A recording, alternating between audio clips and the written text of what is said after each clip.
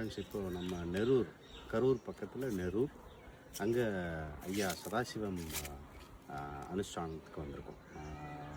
சதாசிவம் பிரம்மேந்திரால் அனுஷ்டானம் எல்லாருக்குமே தெரியும் ஐயாவை பற்றி. எனக்கு இன்றைக்கி வர்றதுக்கு தான் பாக்கியம். இவ்வளோ நாள் கேள்விப்பட்டிருந்தாலும் இன்றைக்கி தான் நான் வந்திருக்கேன். ஐயாவை பற்றி எல்லாருக்கும் எல்லாமே தெரியும். முக்கியமான விஷயம் என்ன அப்படின்னா, சித்த புருஷர்களில் முக்கியமான ஆள் இவர். ஒரே நேரத்தில் 5 இடங்களில் ஜீவசமாதியாக இருக்கார். இந்த இடம் கரூரில் காவிரி ஆற்றங்கரையோடு இருக்கிறது, நெரூரில் இருக்கிறது. 2வது நம்ம மானாமதுரை வைகை ஆற்றங்கரையில் மானாமதுரையில் இவருக்கு ஐயாவுக்கு ஒரு ஜீவசமாதி.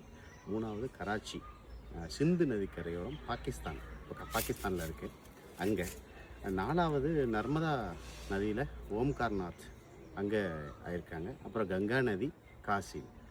ஒரே நேரத்தில் 5 இடத்துல ஜீவசமாதி. சித்தப்புருஷர்களுக்கு இது புதுசு கிடையாது. ஏன்னா இது எல்லா இடங்கள்லையுமே எல்லா சித்தர்களுக்குமே நதி மூலம் ரிஷி மூலம் கிடையாது.